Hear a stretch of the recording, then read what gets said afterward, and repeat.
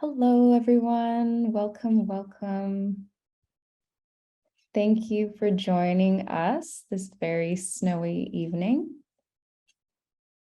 The roads are looking a bit clearer in Vancouver, but we know not everyone is situated in these parts of Musqueam, Squamish, and Tsleil-Waututh territories. So just making sure, we're all comfortable and ready to take in the readings that will happen this evening.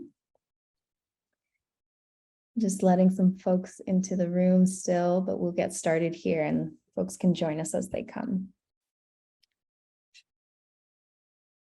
Welcome to Questions for Today and Tomorrow. We're here with Brandon Wint, Lili Robinson, and David Lee. We've had Brandon and David in the space before, and it's a joy to have Lili come join us as well. Yeah, a night of poetry. It's always a pleasure in person, but I do find when we are online, it really kind of brings us together in the relevance of this futurism that we're in, which is gathering in this virtual liminal space. Despite the fact that it is, somewhere in the ether online, definitely wanting to acknowledge that we're all situated on unceded territories in one way or another. Massy Arts Society specifically is in Chinatown and the downtown east side, which is Musqueam, Squamish, and Tsleil-Waututh territories. If you have different territories, would love to hear it in the chat. You can drop it down there. And if the readers are also situated elsewhere, it would be great to hear it before you start reading. When I'm thinking about a gathering like this, I'm thinking about the highways that are interconnected, and what author Kari McClellan shared with a group of us one summer is that all of these highways that we know and that we use to kind of get us together, and I'm sure many folks would have used to come to the Massy space or to get to the Massy space, is all built on top of what once were interconnected series of rivers. And so long before we use them now as a point of gathering or a way to come and gather, it had been used as waterways. And so not only are these unceded territories in terms of land, but these are also unceded waterways that are built on top of and that we use today to continue what was, exercised on it long before we have all arrived in our various ways. And we continue to do that even if we're doing it virtually. And so here we are in using digital streams to kind of make our way to one another. And yeah, what a privilege that is, and what a privilege it is to be able to do that with a host like Massy Arts Society, which is an Indigenous owned and operated art gallery, which acts as a community hub that supports Indigenous and over-excluded artists. And by over-excluded, we mean BIPOC folks, folks who are immunocompromised, neurodivergent, queer, trans, and different intersections. And so we're going to hear from some of those folks tonight, Brandon Wint, Lili Robinson, and David Lee. So without further ado, I would love to pass it off to Brandon, who is actually my new colleague at Massy Arts Society, which I am I've been enjoying so much, but is also your host for this evening. So over to you, Brandon. Thank you, Ramila. Thank you for your graciousness. Yeah, it's been a journey to sort of wear two hats. One is a Massy Arts hat, and one is just a Brandon Wint Arts hat, I guess. Being both now a colleague, an employee, and also a host of this show in the informal sense. Yeah, so it's my absolute pleasure to have you all join us today. And Ramila, that land acknowledgement was perfectly poignant, perfectly well aligned with some of the ideas that I had in mind when bringing this show together.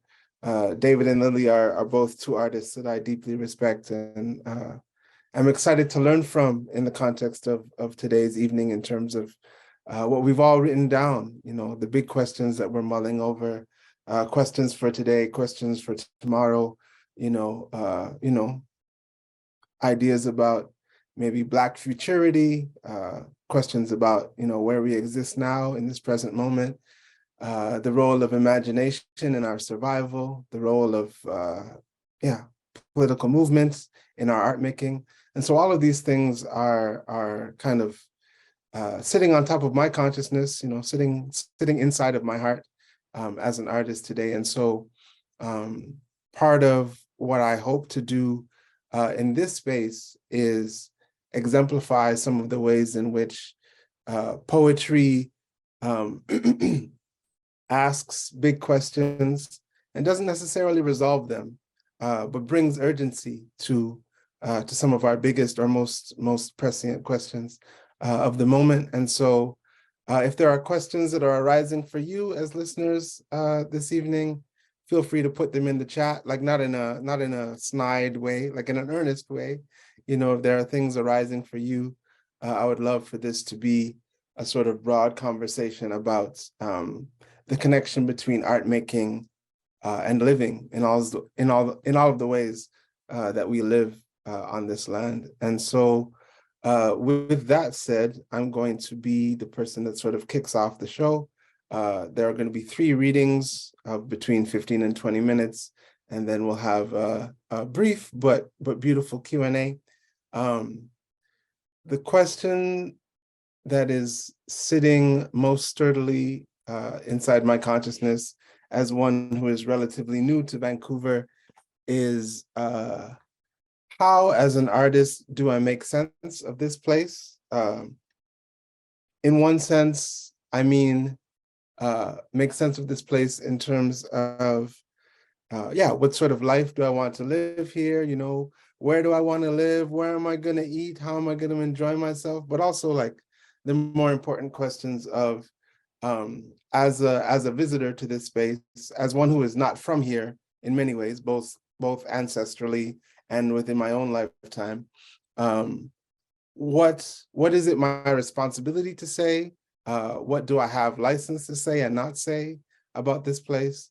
As a poet, I feel some pressure to say the right thing, or at least not say the wrong thing, or at least to complicate or question whatever projection the city and the province and the country and the state have about themselves or would offer me. And so the poetry that you're going to hear from me today will mostly be about those things. And so what I'm going to do is read a bunch of works in progress, a bunch of things that I do not tend to read. And so it's a little bit risky. I have multiple tabs open, but it's going to work. It's going to work. So I'm going to start with a long poem that I'm developing that is not finished, called "The City is Not a City." And then I'm going to move into another long poem that I'll introduce later. So yeah, this is a draft of "The City is Not a City."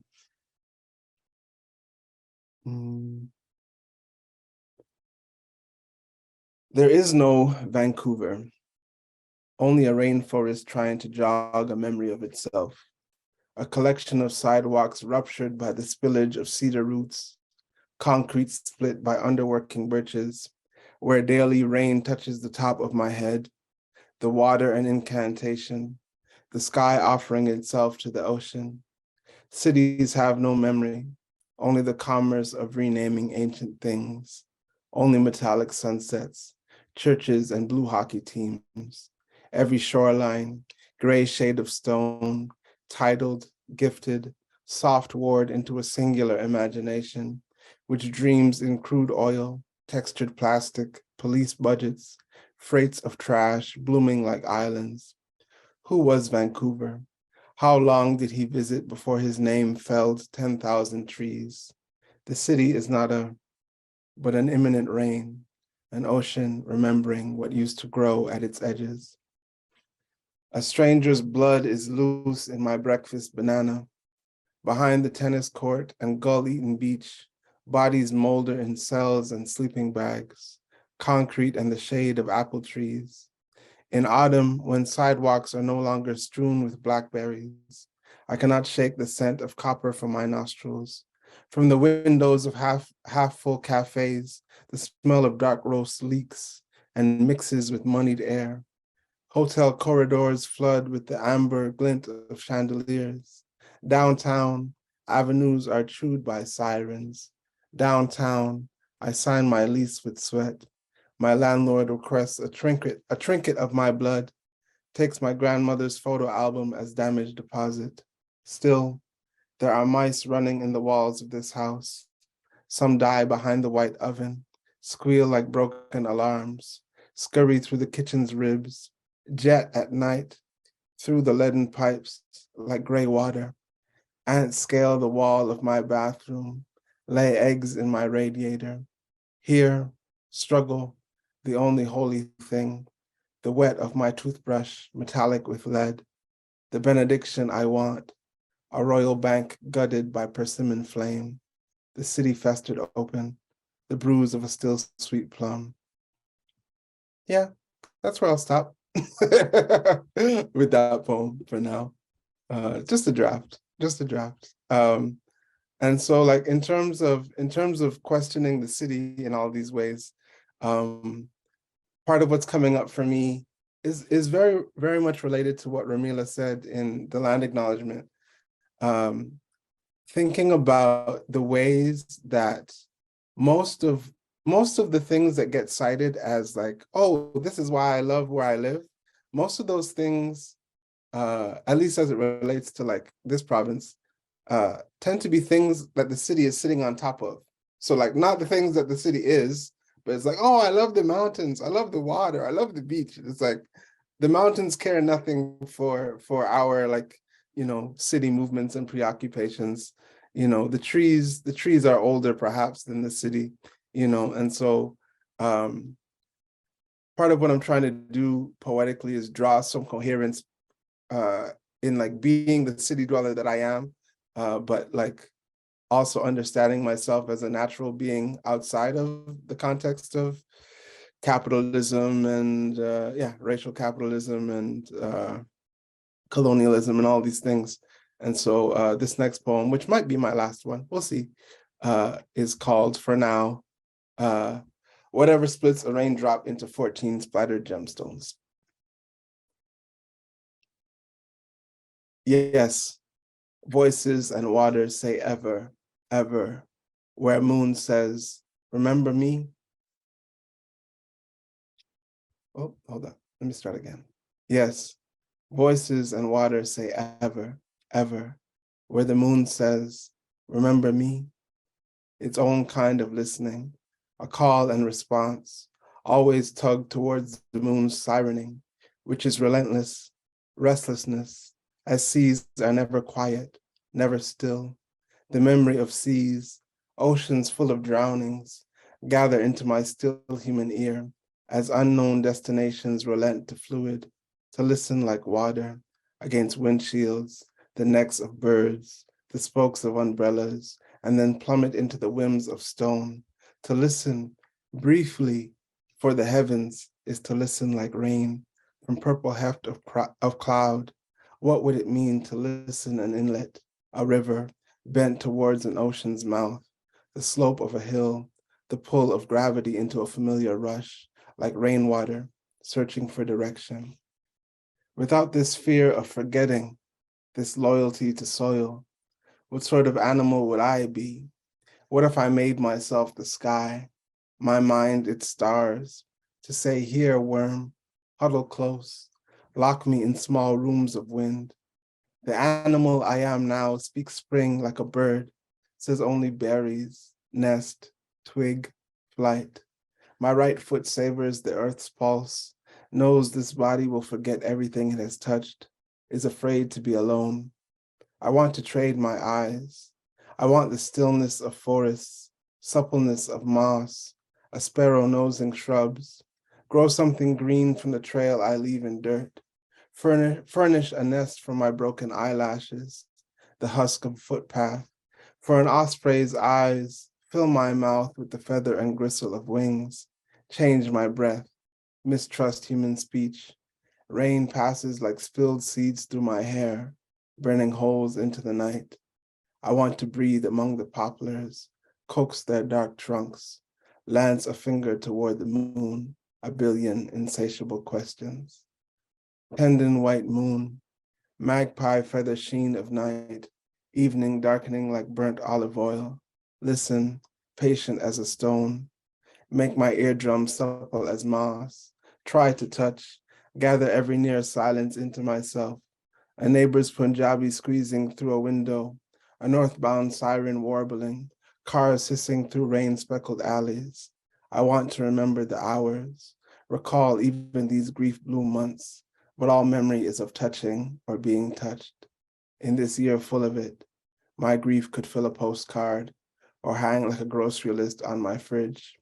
Blueberries, the 2-year absence of my father's voice, almond milk, my hips harnessed to the same gray couch for 18 months, ciabatta buns, hummus. In my new city, all I've learned is white walls, a silence I cannot renounce, my mind open like a pool with a single child doing laps inside of it.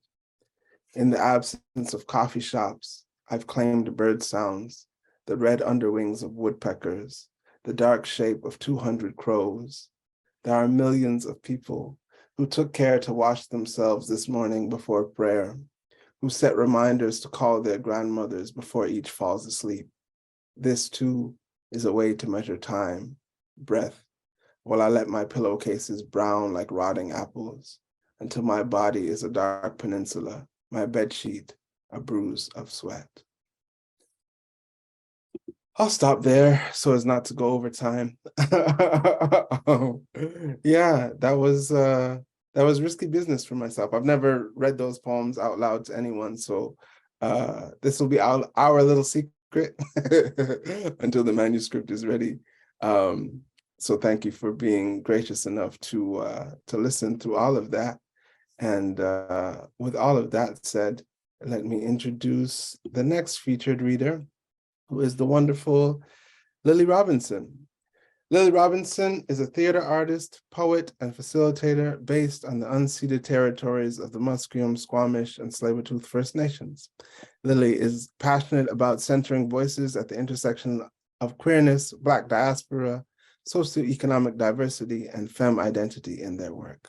Since graduating Studio 58 in 2018, Lili has worked and trained with an array of theater companies, including Theater Replacement, Playwrights Theater Center, Rumble Theater, New Harlem Productions, the Frank Theater, and others.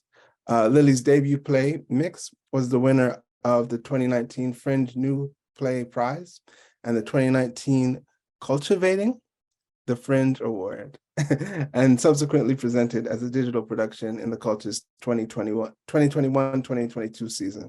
Currently, Lili is a resident curator at Revolver Festival. Please join me in welcoming the brilliant Lili Robinson. Hey, y'all. So I made a rookie mistake. I just realized and did not get my computer charger plugged in before this all started. So Brandon, if you could vamp for a second. Yeah. I don't want my computer to die mid-set. That would be sad. All good. I'll be right back. We are here to support one another. You know, we're here to get charged up, you know, however long it takes. Yeah, thank you all for your for your gracious comments in the chat section. I couldn't see them as I was reading because I was reading, but I love that they're all there. Yeah, it's a pleasure to be a host. I was saying to David and Lili that you know, they're both artists that I respect and admire, and I've heard such good things about both in the work that I've read and in the work that I might hear today that I haven't heard before. So some of what I hear today will be new to me as it is to you in the audience. So without further ado, and fully charged up, welcome Lili Robinson to our virtual stage. Thanks, Brandon, and thanks so much for your beauty. I love how you're like, oh yeah, work in progress, like, you know, I'll be there, I'll get there. Holy shit, if that's your work in progress, what happens when you finish poems, Brandon? Hi, I'm gonna try and ground myself a little bit. It's been like kind of a long day, so I'm gonna just say right off the top that if I get brain foggy, that's why, partly because I was at a really cool other event earlier today. It is called the Unbound Reading Series, part of the Unbound Reading Series, which is a series that uplifts Black writers in the Lower Mainland.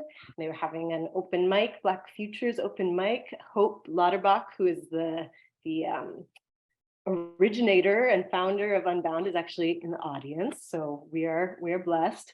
And yeah, and like keep your ear out for Unbound things, because it's really important. Just those kinds of initiatives for uplifting Black writers in this city, which is tricky for Black folks and Black artists. And so yeah, so that's partly why it's like feels like a long arc of the day. But yeah, thinking about the themes of like questions for the present and for the future.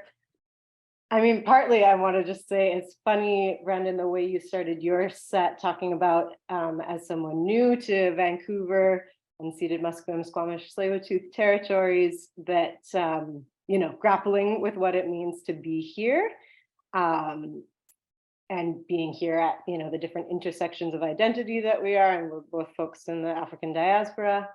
And for me, I grew up here. And I'm mixed European and African descent. So I grew up with the white side of my family.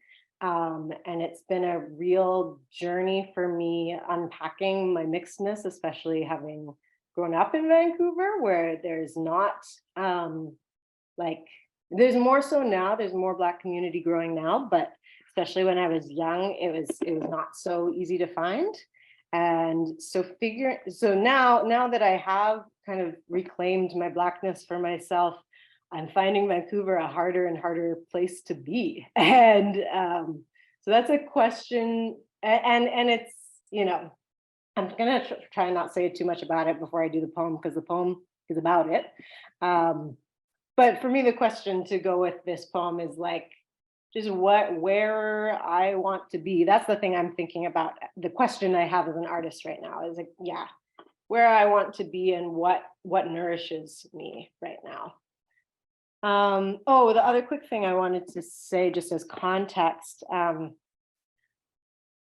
that this piece references Maroons and Maroon communities. And in case you don't know, Maroon communities is a name put on formerly enslaved African people who escaped slavery and set up communities on the outskirts of civilized society or whatever. So like in swamps or in the bush, and created these communities outside of the white supremacist capitalist system of slavery that they were like forced to be, that they were subjected to, right?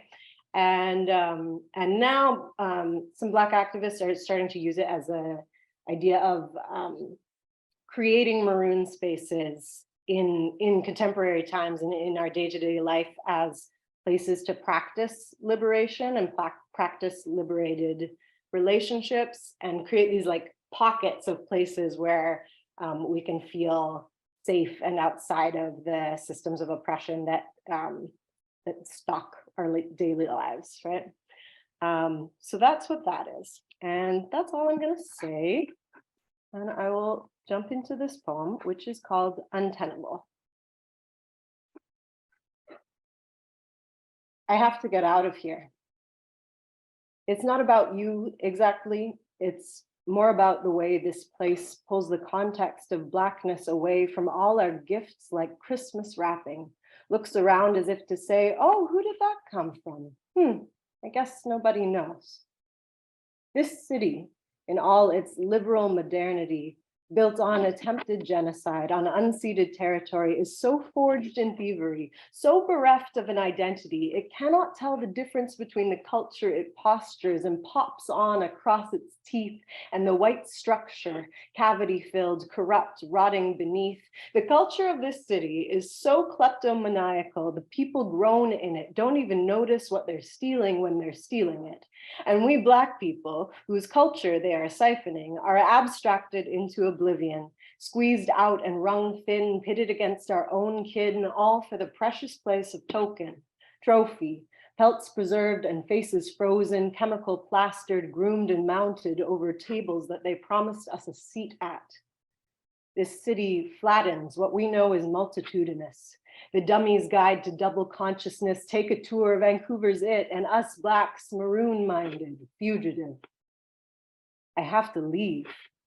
This city grew me up and wore me out, taught me to fake my own inheritance, told preteen me the language of the internet was free to take, not African American, free to shape to childish mouths for mauling, Asian teenagers calling each other my nigga in the hallways, sorry knockoffs of Black culture bought and sold under 1 million names, never learned to say our names, never learned our names.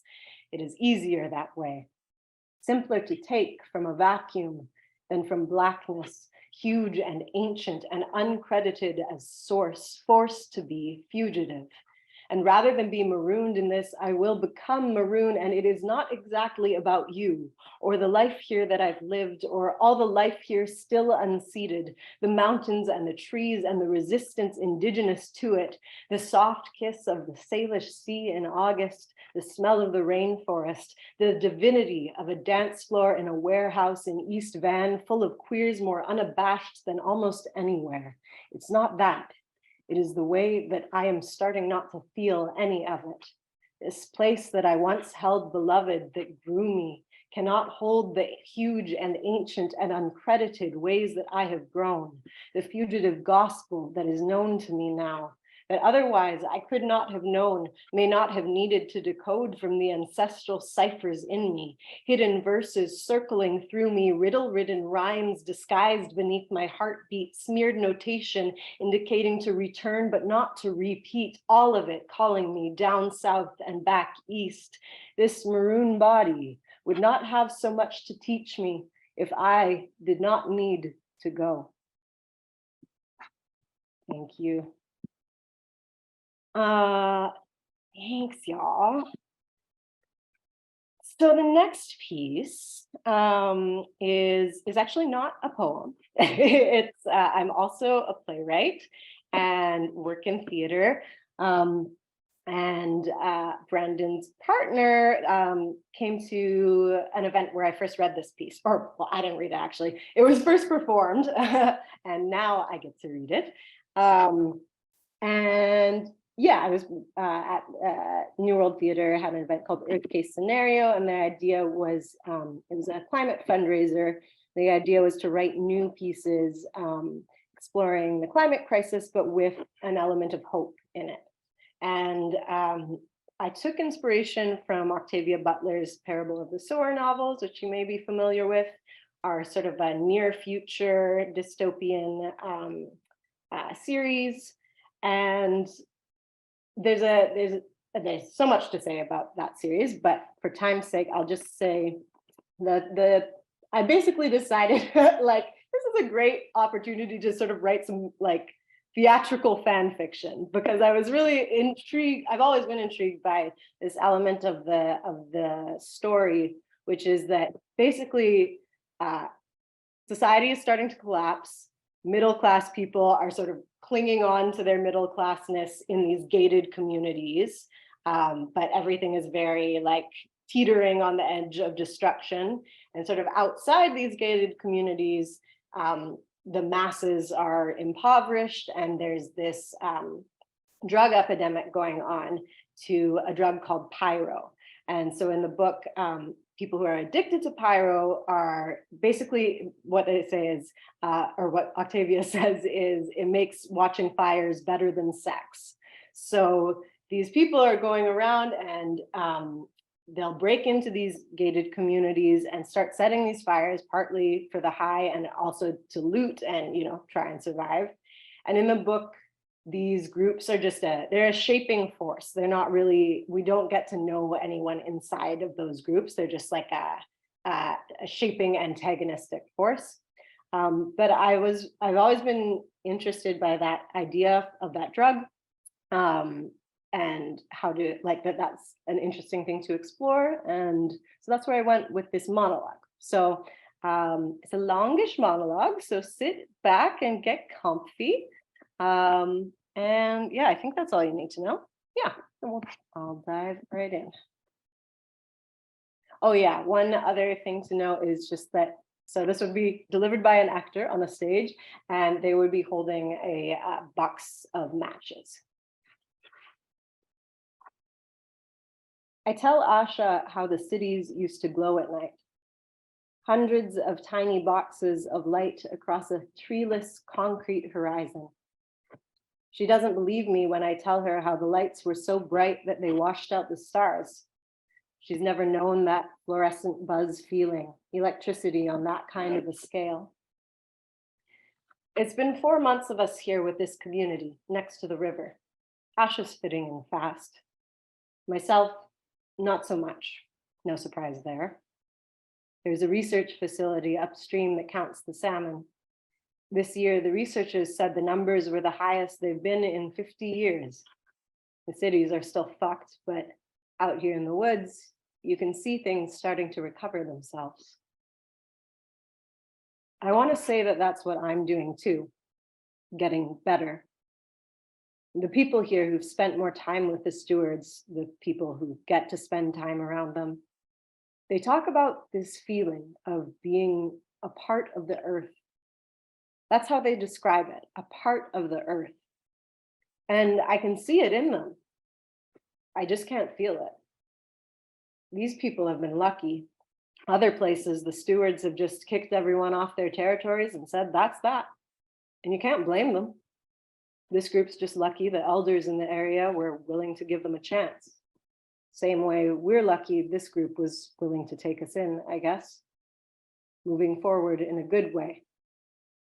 The stewards said something like that at the welcome, which was beautiful, but there was a fire burning over in the woods across the river, and I just couldn't quite focus on what was being said. I didn't get rid of all of it, Taz. You remember that first summer when we went up into the interior? We just watched everything blaze. We didn't have to do anything. The fires there were already going. No fault, no blame, or at least not directly, at least not on us. We just fucked while the forest roared. You remember that sound? Crazy loud and like another texture of orgasm. And the smell, there's a sweetness to it. It's what has nearly got me so many times over the past year.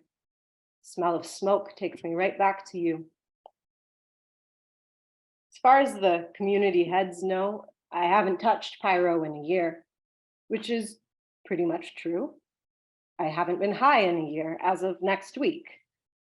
But you'd better believe I've held the leftover tabs in my hand and wished.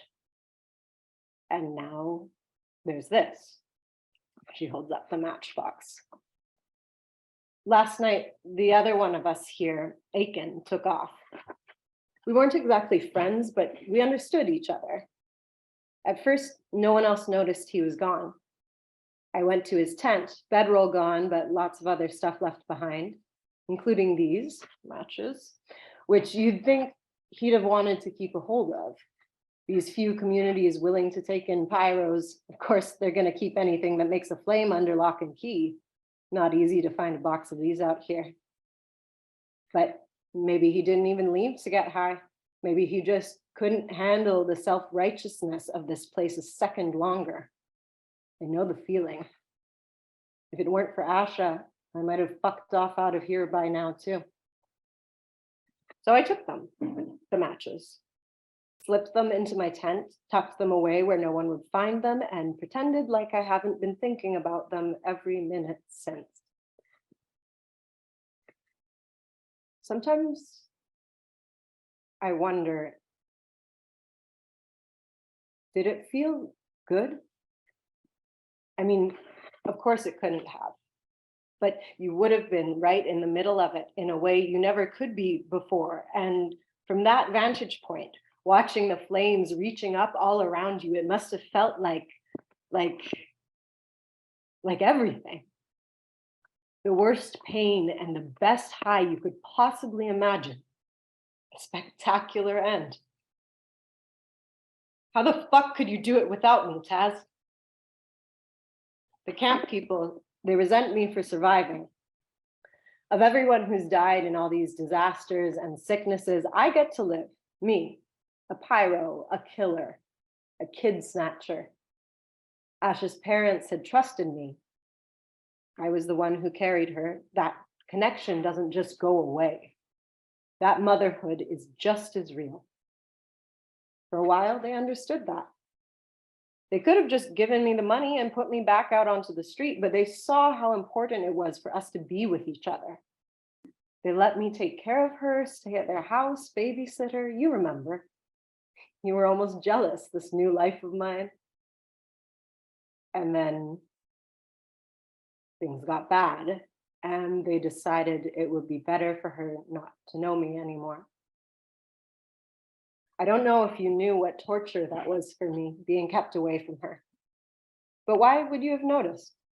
Suddenly, we were always just trying to get high again. It didn't matter why. And then the night you died, we didn't know those other pyros well enough, but we wanted to go hard, and we knew that that was what those guys did. Burn the rich, right? Those middle-class fuckers, they don't care if we die, so why should we care about them? And then that night, we were so fucking high, feeling so fucking powerful, running around, watching these big houses burn. And you must have gotten too close. I could tell something was wrong. And I'm trying to find you with these houses exploding around me. And I'm thinking, why are these places so familiar? I hadn't realized what part of the city we had gotten to. We'd been moving so fast. I hadn't realized how close we were to my baby girl. And then she's there, walking up to me, looking for her mother. And I knew we had to go. It's taken us a long time to find people who let us stay for more than a few weeks, but it's been easier since I quit. And Asha's happy here. She feels safe. There's good food, clean water, teams to keep watch at night. And now that someone else is taking care of all that, I just wish I was with you. You told me once that grief is something that catches you when you're not looking. That if you're feeling empty, it means you're safe. It hasn't caught you yet. You smiled at me and you said, grief will cut you up, but love will kill you. I was falling for you then, and it's killing me now. We did unforgivable things, Taz. You think we're even now with the universe? You burnt to a crisp and me having to live with that, to stay here alive with all the shit we've done. I don't know which is worse. I want to say you didn't feel too much pain when the fire took you, but I don't know how much the pyro would have helped the pain. But I know that what was left of you will be growing into something else now. Fireweed, where we used to be, Taz. Think of that. You know that fireweed, it helps a place to be more fire resistant. It grows where fires have been, but it also adapts, resistant to burns. These kids are like fireweed, Taz. All the shit that we've destroyed, they're growing up in the wake of it, holding the soil together, growing out roots so the whole world doesn't just blow away. So new things can be nourished and start to grow. When Ash is in the river with other kids playing, I look at them and for a second, I can believe that there's a way forward that doesn't end up with us right back in the shit again. You can tell that most of us adults wish we could go back to the way things were before, but these kids, they never knew that shit. And it's like they're clearer for it, not hooked on some endless dopamine loop of technology and media and consumption. Maybe there's less pleasure in their lives, but there's more peace. Things are so much quieter now. These kids, they know how to listen, how to feel for the world around them in ways we never dreamed. I try to get quiet. I try, Taz. I try to listen, try to feel myself as part of the earth. It's like learning to pronounce a sound that doesn't exist in the language you were raised in. That sound and all its significance has always been there. But if you didn't grow up with it, it's something you have to learn how to hear. With no electric lights out here, Asha and the other kids wash their faces by starlight. You remember what that felt like, Taz? Light of the stars? Something burning, so far away, so long ago. It feels almost like nothing at all. Thanks so much, everyone. And thank you, Brandon, for having me. Thank you, Lili, for bringing me so deeply into my imagination. Thinking, the Octavia Butler tension of like, it feels like the present and it feels like the future at the same time in ways that are mostly dangerous, like mostly threatening to life. But yeah, so beautifully crafted. Thank you for that. Thank you for that. And that first poem was also an absolute banger. Speaking of absolute banger poems, it is my pleasure to introduce you to David Lee. David is the author of Mythical Man, which was shortlisted for the 2021 Relit Poetry Award, and Dream of Me as Water, both published under the Anstruther Press imprint of Palimpsest Press, which is a hard thing to say. He is also co-author with Daniel Zamparelli of Queer Little Nightmares, an anthology of monstrous fiction and poetry. Please join me in welcoming the wonderful, incredibly talented David Lee. Thank you for having me, Brandon and Lili. That was wonderful to hear poetry and a little monologue, a little treat for us. Both very beautiful. Thanks for having me for this event. I was really excited for the theme because it's something that I explore in my work, I think, questioning, the presence and the future, mainly in terms of my creative work, actually. Kind of long story short, when Mythical Man came out, I was really excited and it was received, thankfully, really well. But I felt like afterwards I was being kind of pigeonholed as the gay Asian poet. And I felt kind of, happy that the book was out there and everything, but also like I knew that I was kind of capable of more, to be, there's stuff in my poetry that is I think, a bit more engrossing than the commentary on racism and all that other stuff that we talk about.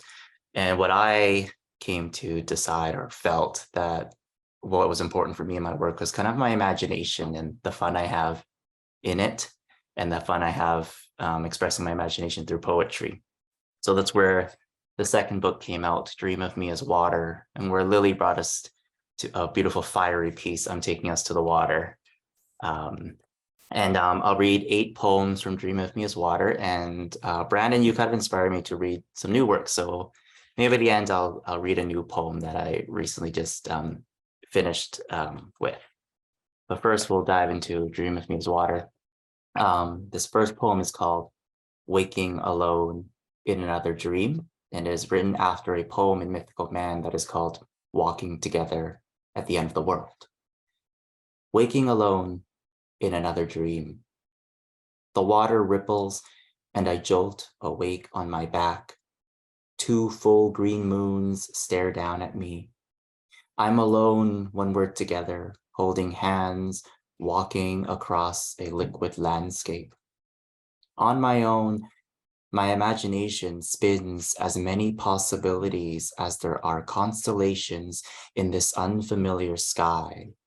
But I still can't explain why you can't exit this dream with me. We shared unspoken promises to never be apart. But this is what happens when you believe in mythical men and walk with them at the end of the world. The moons are drowning in approaching sunshine, and I'm still breathing. The brighter it gets, the more clicks and whistles come from beneath the water. I bob up and down as the sea moves around me, its muscular hands holding me, my arms and neck caressing before releasing, taking its haunted songs back to the deep. Without you, I can actually stay afloat, even if it's just in another dream. This next piece is a bit of a fun one for me to have written. It's called Future Excavation, and it kind of dreams of another reality for me, other tomorrows that another David could have lived. Future Excavation. Enter How to Become a Paleontologist, and David enters his first dig site in an alternate timeline. There, he unearths dramatically long vertebrae belonging to a Spinosaurus that swam the waterways of long-gone mangrove forests, stalking unsuspecting aquatic prey, while the iconic sail on its back broke the water's surface. This David isn't bad with science like I am. Instead of using imagination to craft poems, he poured it into hypotheses about functions and peculiar features discovered in prehistoric organisms that wander onto the page from time to time. He was brave enough to do more than just dream of another reality. Confidence evolved into a form of expression, but positing alternate futures is like speculating about the past. Nobody knows how Spinosaurus behaved, but it would be wonderful to witness what their lives were like even for a moment. This is one that I haven't read before, but I thought it'd be appropriate for tonight. It's called Questioning My Fears. Are you exhausted as I am? Which of you will be with me the longest? Will you lay awake with me? How can we learn to trust one another? Where do you lead? Is there such thing as trust? Which of you can I ignore the longest? Do you enjoy my company as much as I enjoy yours? Is it okay to write you like this without any restrictions? Will you keep me away from harm? It's a short one. This one is a bit different in kind of form that I usually write. It's called Demons. I want to know which. I want to know which of my demons should run, which of my demons should run free, to know which of my demons will run free and come back to me.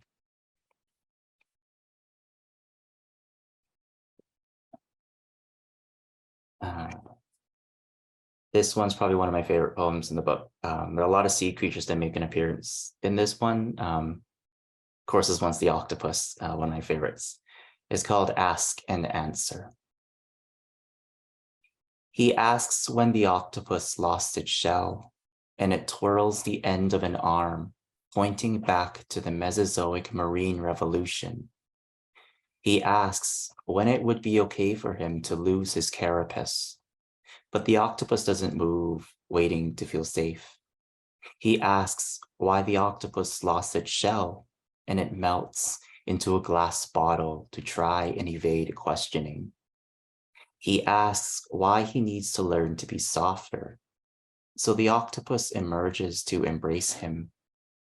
He asks how the octopus lost its shell, begging to learn, and its skin flushes from mottled brown to yellow, then orange. He asks how he can lose the ability to be so hard on himself. And the octopus, it wipes away his tears with the tips of its arms.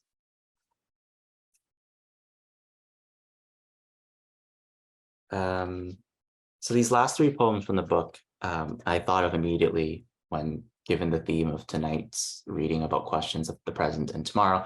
And funnily enough, in Dream of His Water, I wrote these three poems kind of dealing with the past, present, and future. And they're fun to write. This first one is the past, and I don't usually read it because it's one of the darker poems that I've written, and sometimes I do have a darker poem in the book, and they're the ones that I don't tend to read often because they're kind of scary.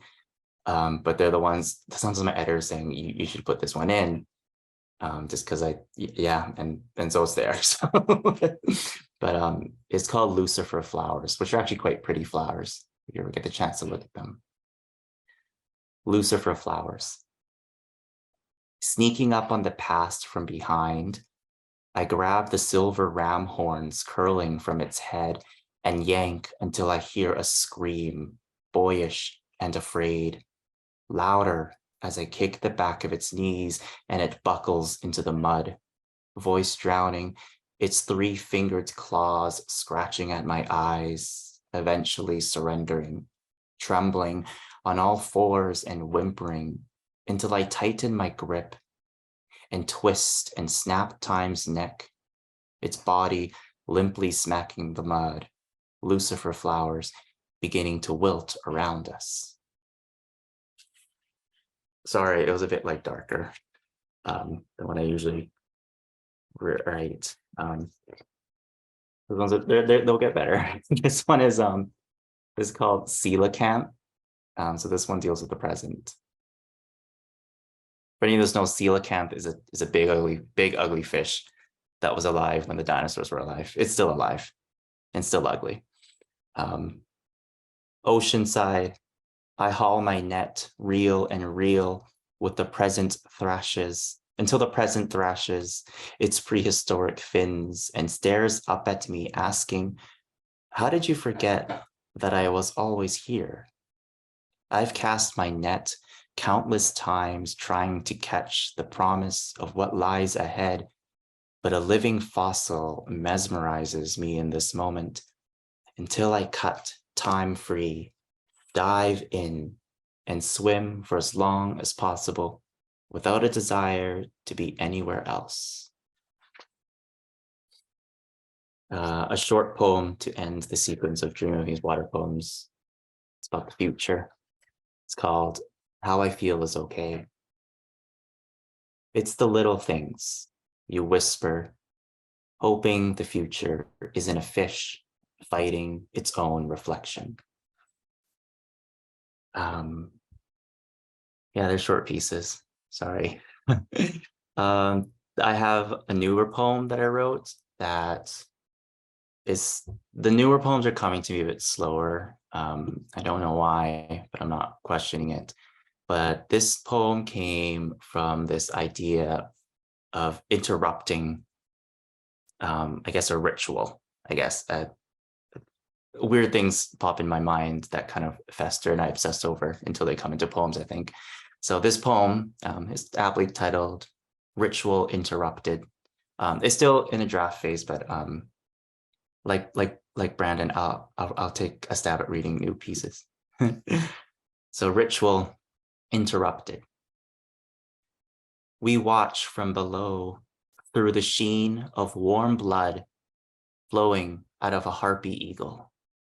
Your focus and jawline are so sharp that we anticipate them to cut the sky open and all of your desires will hemorrhage down. But you forget that every time they are hoped for, the only sensation throbbing through you is nostalgia for boyish beliefs and hope that a peaceful and still mind remains to be discovered in the little things. But those are what seek us out as you remain transfixed above, coming to us adorned with slate black feathers, asking for what you are fearful of disclosing to yourself, which is an existence worth more than anything you desire. And when we send them back up with the reminder that we cannot give what must only be received by you, it is only then that you notice your mind wandered. It is only then that the harpy eagle takes breath again, and you surrender to witnessing it taking to the sky with cravings that have haunted you for so long, clutched in its obsidian talons. And that is all for me tonight. Thank you for having me, Brandon and Lili, and everyone else for joining. Thank you, David. Yeah, please don't apologize for exposing us to a little bit of darkness. You know, we know that the imagination is capacious enough, and especially yours. You know, you bring us to so many places that I didn't know that I wanted to go, but I'm always happy to be there. Yeah, so thank you for being our steward in that way.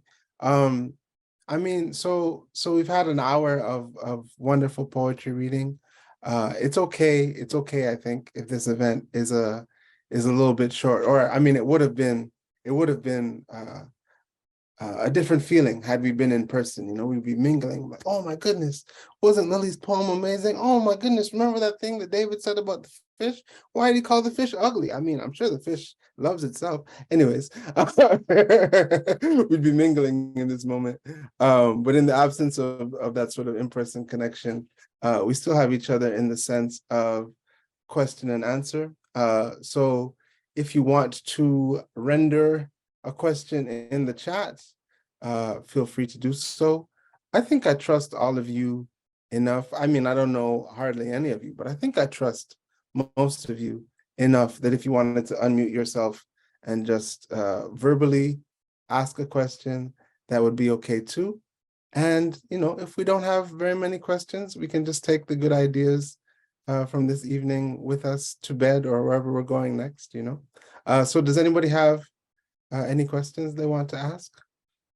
Otherwise, I can pose some questions to David and Lili, and we'll go from there.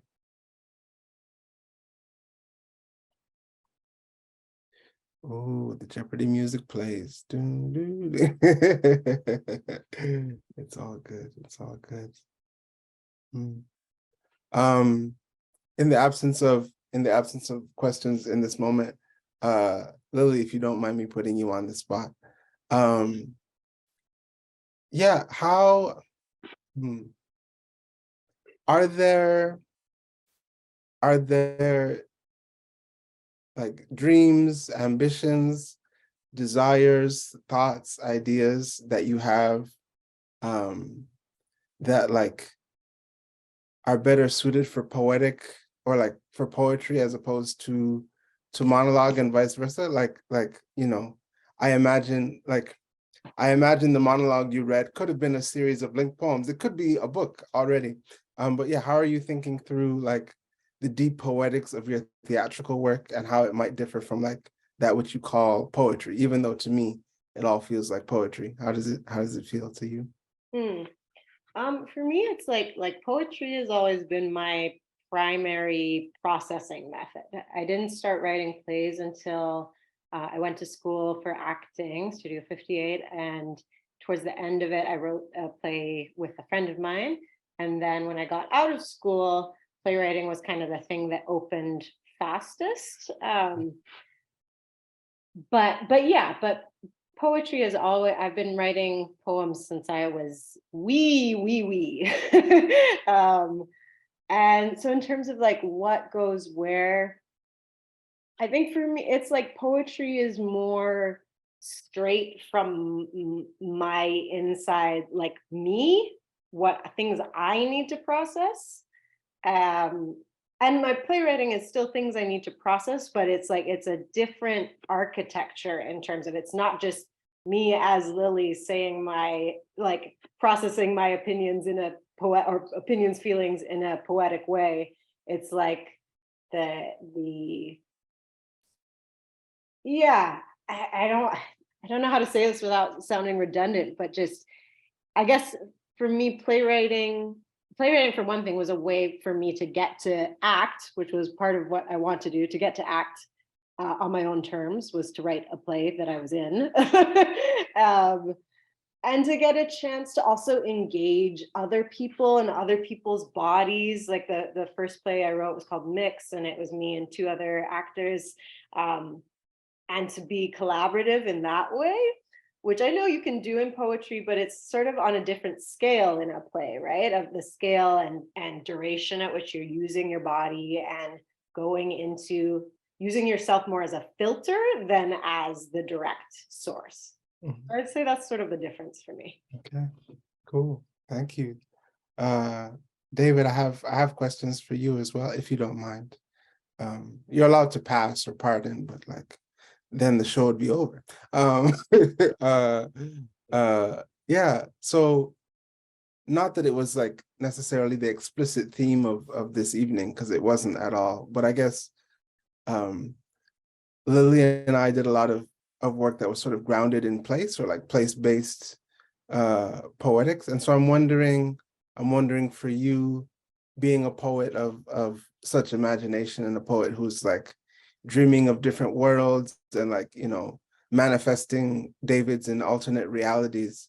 Yeah, what is the relationship between like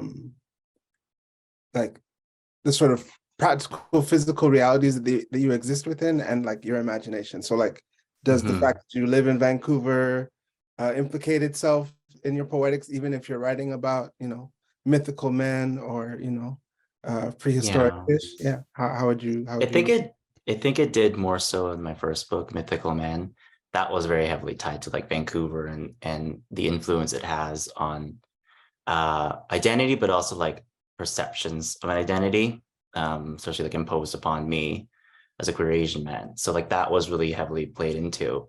I think as I got older and like writing more, I've been realizing or feeling I don't really want to like be connected to physical space, like where I am. Just I'm more comfortable like in my head, in the made up worlds that I often daydream about. I don't know, maybe there's something wrong with me or something. But is this like the physical space doesn't really, I'm not as so much, I don't feel like I'm as tied to as much anymore as I was when I first started writing and kind of exploring poetry and what it means to me. I just have a lot more fun doing what's in my head. And but like, I don't know, maybe I'll change, maybe I'll get tired of that and start writing more place-based poetry.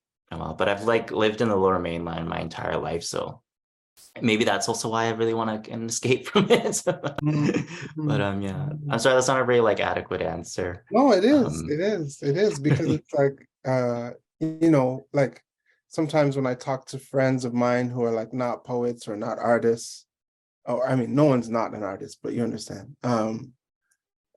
You know, I say sometimes like, oh, I take my dreaming very seriously. Like, you know, this like the possibilities of like conjuring worlds in our minds is like, yeah, part of how we survive.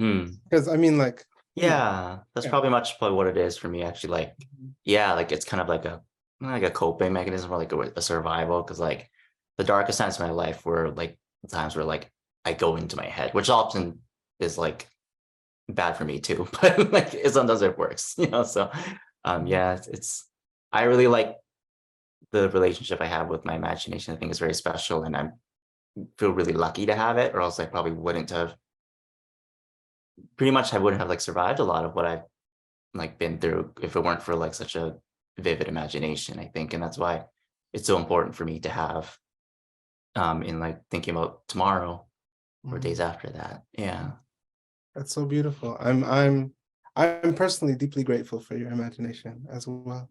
oh, thanks. Yeah, which is also somewhat linked to my next question, which is for both of you, which is, have you found, and also like, I understand that there's power in being the person asking questions. So if you want to like pose a question for me, or like, you know, widen the circle, be like, Brandon, you answer that hard ass question. You can do that too. But what I want to ask is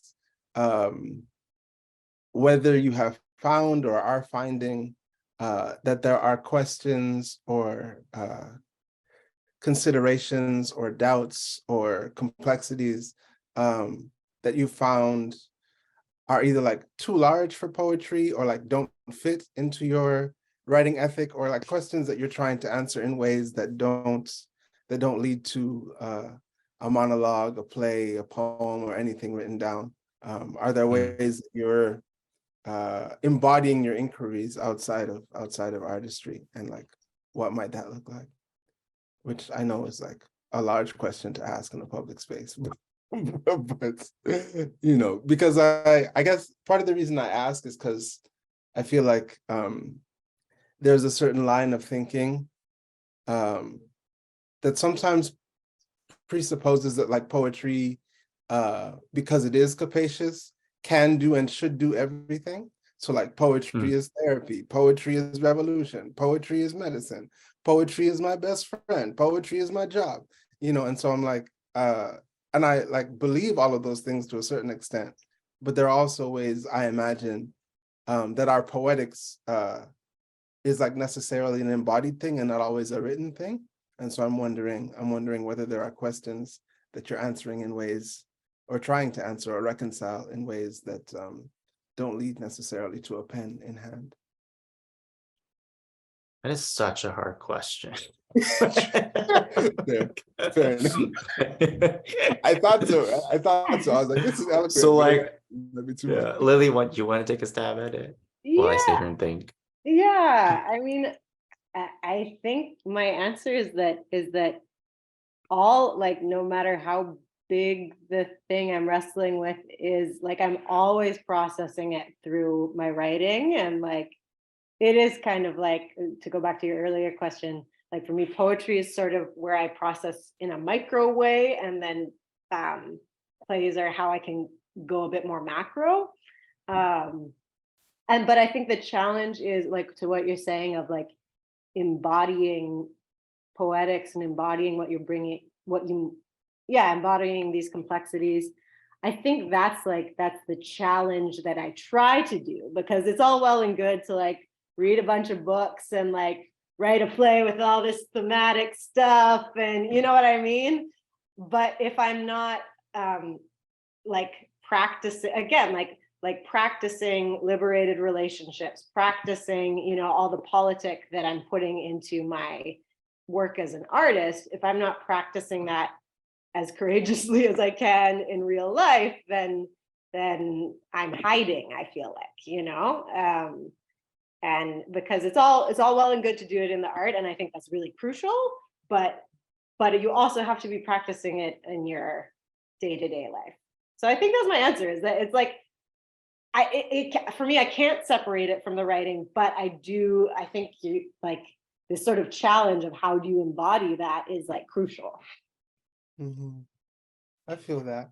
Thank you. That's sort of the answer I had in the back of my mind as well. So I'm glad that you brought it to the forefront in that way.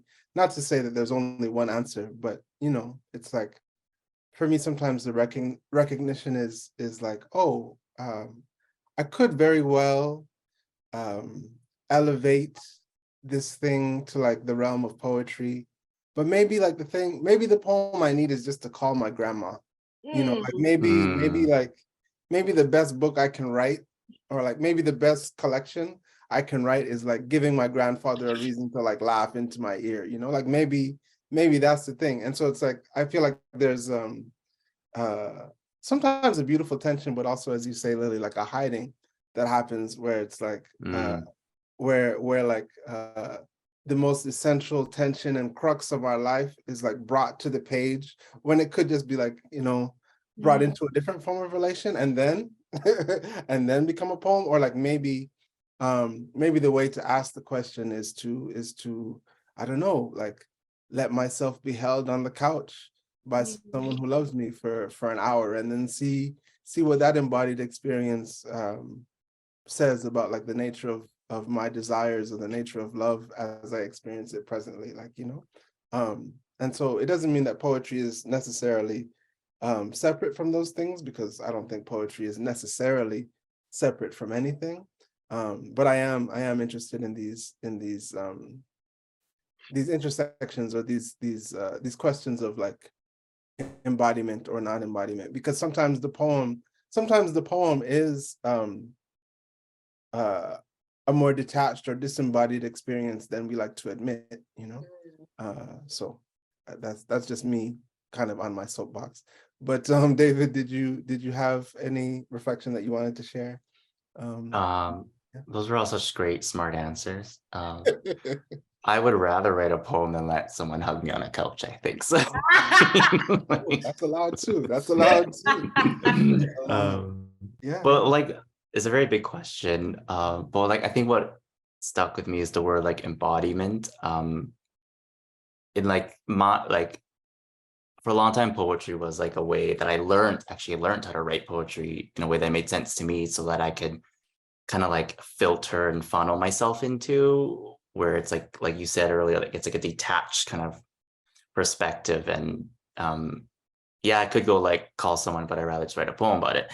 But there's like up until recently, I've been feeling like my poems, they're not big enough to kind of contain what I want to be written on the page. And it's been frustrating me a lot, because when I write poetry, I put a lot of like restrictions on myself. I think I'm really contained poet. Like I give myself X amount of lines or whatever.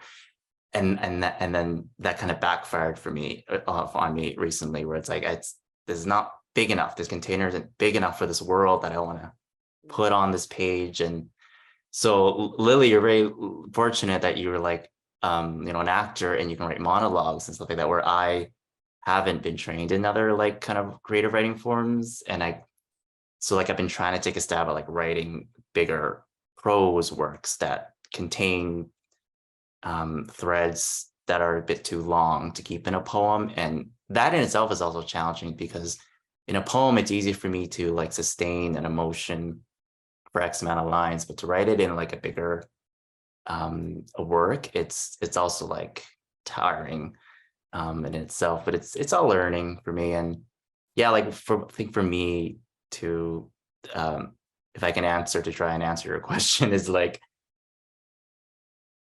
poetry is not like a container to fit everything, like you said, Brandon. It's not like the end all be all to like be something saving or be something amazing. And like, yeah, like it works for some things, but not everything for me, I think. But yeah, that's my attempt at sorry, it's not a very good answer. No, please don't apologize. Like, part of the reason that I love being in spaces, because like even the partial answers reveal so much. Not to say that your answer was partial, but it's like, sometimes I say to my friends, or like people who could be my friends, because sometimes there's a pressure when people know that I'm a poet. They're like, oh, like clearly you have the words that are necessary for every moment. But I'm like, nah, like mostly poems come out of a deep sense that we don't know, or like there's a tension that like we're trying to reconcile that we cannot fully reconcile. And so it's like this contradiction where we try our best to say the unsayable, but that's what makes poetry so alluring, and like what gives us the capacity to keep coming back to the page, even though it's like frustrating and risky and vulnerable and all these things. So, whatever answer is good enough, because as you're saying, it will be a poem eventually. Are there any other questions emerging from the audience? Does anybody have any reflections that they want to share? Otherwise, I would just wish you all a wonderful night, because I'm enjoying myself, and I hope you are too. But I don't want to. Go ahead, Lili. Well, I'll give a second for any brave audience questions, but if there are no audience questions, I have a question for you, Brandon. Great. I love it. So I see Kevin with a raised hand, and then Hannah, and then Kim. So we'll go in that order. So Kevin, go ahead if you want either to speak or to. Oh, those were clapping hands, Brandon. Oh, they're clapping hands. Okay. Cool. That's fair. It's hard to distinguish such things on this medium that we're using. Hannah, were those clapping hands or raised hands in your case? They said clapping in the. All right. I will take a round of applause anyway. That's fine. And so I'm assuming same for you, Kim. Yeah. Hi, I just wanted to say, yeah, it was totally clapping, but also Right. like you got to hear audio clapping. Yeah. But also I just wanted to say thank you so much for all your beautiful intentions and your poetry, and I'm just really enjoying this. Q&As are my fave, so Oh, that's all. thank you so Sending much. love. Thank you. Thank you. Great. Now that we've received that round of applause. Yeah, Lily, go ahead if you want to ask me whatever. Okay, maybe this is kind of a basic question, but it's also because I'm just getting to know you as a person and a poet. And partly like I'm fascinated by your poetry is so, I find it so fluid. It has such an energy of fluidity to it, which is so rich and beautiful. And so you may have this, yeah, I feel like it's kind of a basic question, but I do want to know, like, where does your writing come from? And I mean that in all the ways. Yeah. That can never be a basic question because, like, you know, the simplest questions are the hardest ones to answer. So where does my poetry come from? I think, you know, part of what I've heard you both say today is that, like, it can come from not just that it can come from different places, but like in seasons of your life. Yeah, the attention you pay means that your poems are sort of emerging out of different parts of yourself. And so I think the most enduring answer that I have to that question is that I am someone who was raised by imperfect but consistently well-intentioned human beings. And so it meant that love was always present.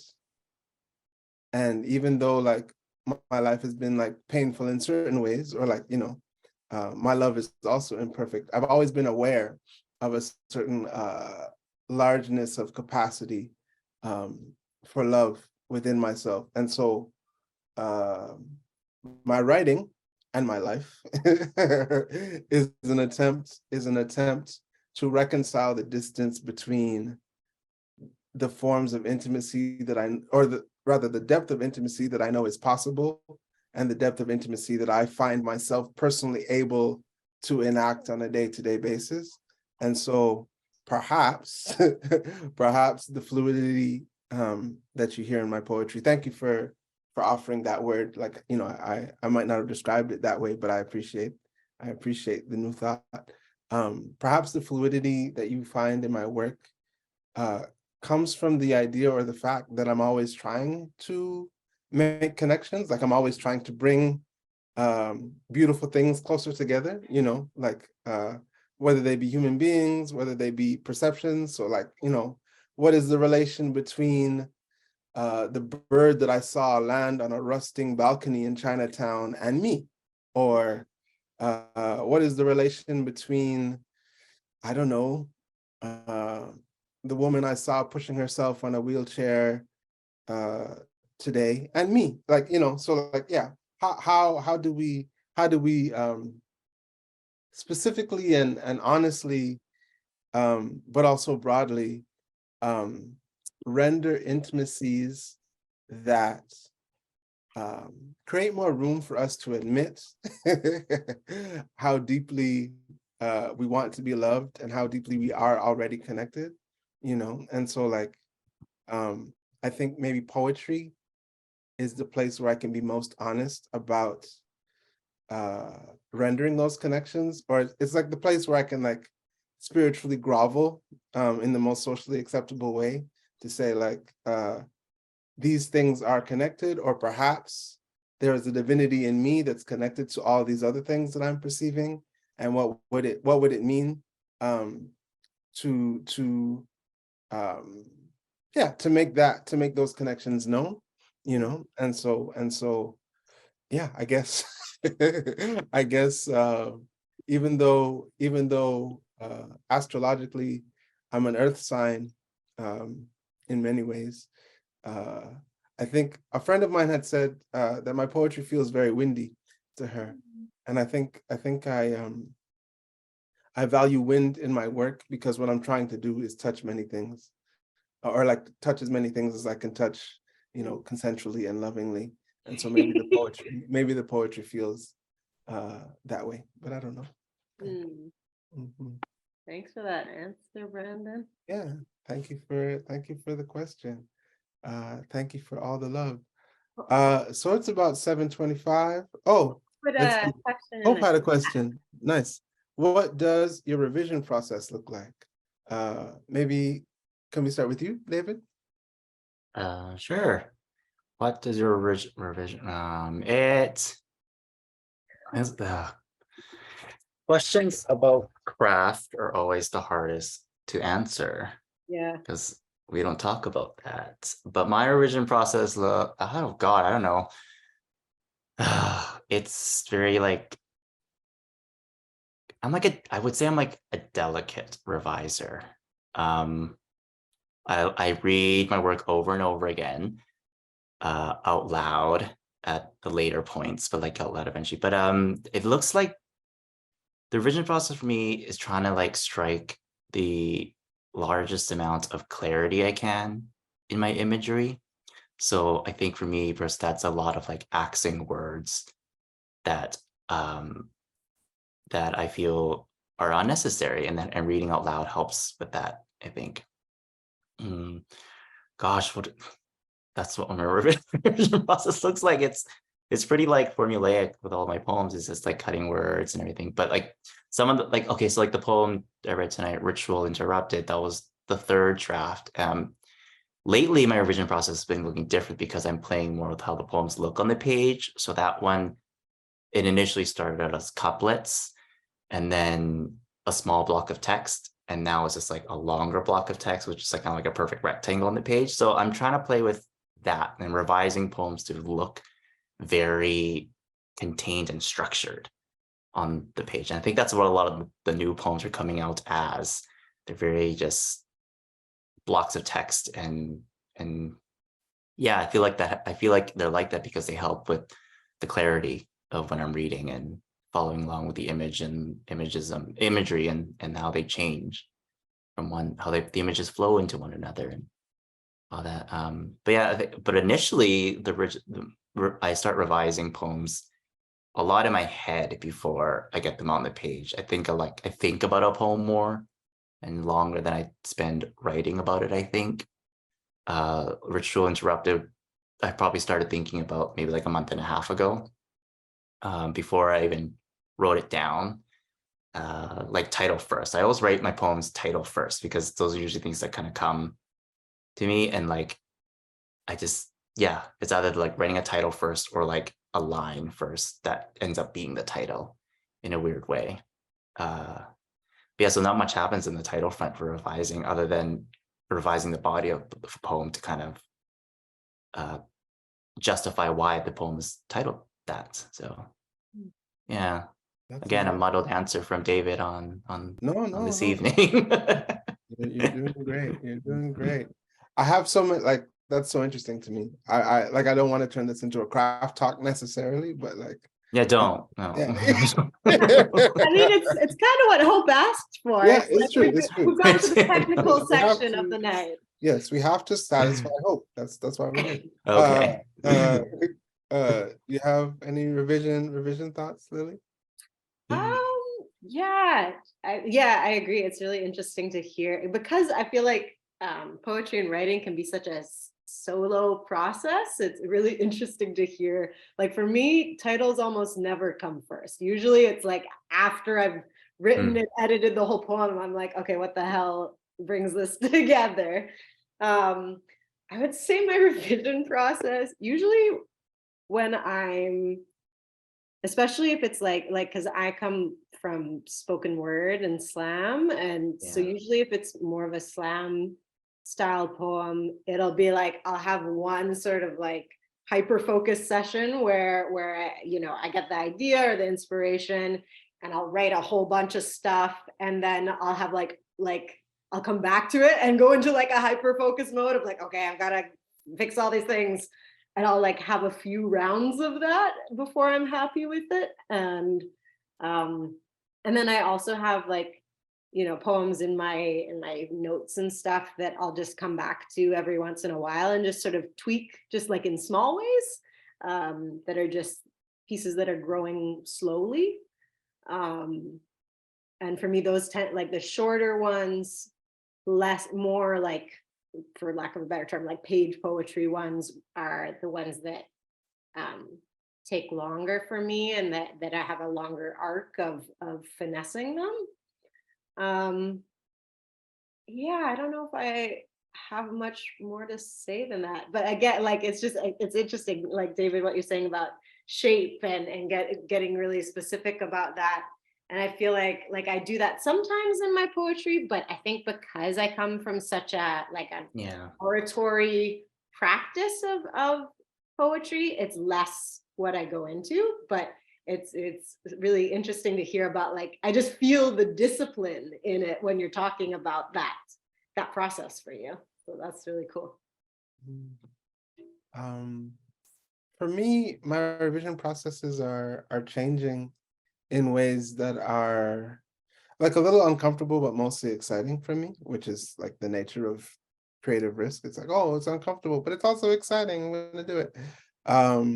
So like these days, I'm looking at, so like I'll write a draft of whatever, I'll just like write a poem as it comes to me.